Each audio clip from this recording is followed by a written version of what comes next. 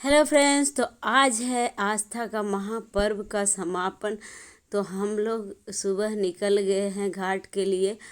हम लोग सुबह 2:30 बजे ही जागे थे। 2:30 बजे जाकर बच्चों को तैयार करना, खुद तैयार होना, खाना बनाना और फिर सब काम करके फिर निकलते हैं घाट के लिए।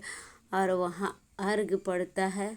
उसके बाद वहाँ प्रसाद वरसाद खा के आते हैं, फिर खाना खाते हैं घर पे। जब हम अर्घ देने के लिए निकलते तो सब लोग साथ में निकलते हैं। आसपास के जितने भी लोग होते हैं सबको साथ लेके चलना होता है, क्योंकि एक साथ जाने में बहुत ही मज़ा आता है, आनंद आता है।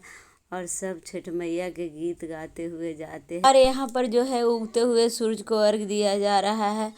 और हम बिहारी जो होते हैं उगते हुए सूरज का तो पूजा करते ही हैं, लेकिन हमारा स्पेशलिटी होता है कि हम डूबते हुए सूरज का भी पूजा करते हैं, क्योंकि ये हमारे बिहार में ही हो सकता है और बिहार में ही होता है। छठ पूजा में हम लोग डूबते हुए सूरज को भी अर्घ देते हैं। और हमारा जो है कल शाम का पूजा हो गया था, तो अभी सुबह का ही पूजा है, तो वो हम लोग कर रहे हैं। और डलिया भर भर के अर्घ देते हैं। उसमें फ्रूट्स, ठकुआ और साँचा और क्या क्या बहुत सारी चीज़ें लगता है और बहुत ही नियम धर्म से किया जाता है। और सूर्य भगवान को हम लोग सब मिल के अर्घ देते हैं। अर्घ मतलब कि जल ढारते हैं, दूध ढारते हैं और भगवान को अर्पित करते हैं सब। और सीजनली जितना भी फ्रूट्स होता है सब लगाया जाता है इसमें। और दूसरे दूसरे लोग जो अर्घ देते हैं सबको जल ढार सकते हैं, सबको दूध ढार सकते हैं।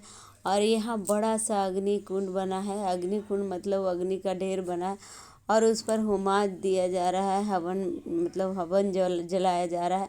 और घर के जितने भी सदस्य होते हैं सभी डालते हैं।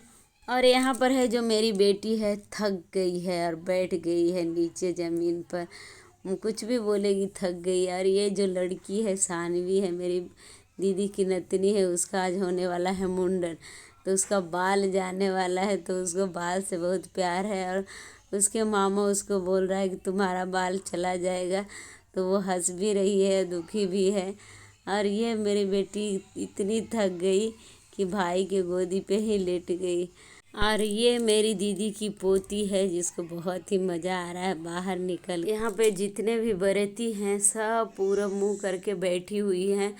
और डलिया को आगे जो पलटा होता है उसको बिछा दिए है, उस पर रख के और पूरा मुंह बैठ के हाथ जोड़ के भगवान से आराधना कर रही हैं। और यहाँ जो है सब एक दूसरे को सिंदूर लगाएंगे, क्योंकि सुहाग की निशानियाँ होती है सिंदूर, तो सब एक दूसरे को लगाती है। और ये मेरी दीदी है और उसकी बहू है, तो मेरी दीदी अपनी बहू को लगा रही है सिंदूर। और यहाँ पर जो दीदी है मुझे सिंदूर लगा रही है। और यहाँ पर इधर जीजा साली में पूरा मस्ती हो रहा है। और मैं भी यहाँ पे दीदी को सिंदूर लगाई। उसके बाद मैं सब लोग को सिंदूर लगाने गई, जितने भी प्रवैती हैं सबको सिंदूर लगाना होता है और पैर भी छुई। तो ऐसे ही सिलसिला चलता है, बहुत देर लग जाता है। जितने भी परवैती बैठी होती हैं सबको सिंदूर लगाया जाता है और आशीर्वाद लिया जाता है। इसके बाद प्रसाद खाने का प्रोसेस होता है। उसके बाद हम लोग घर निकलते हैं।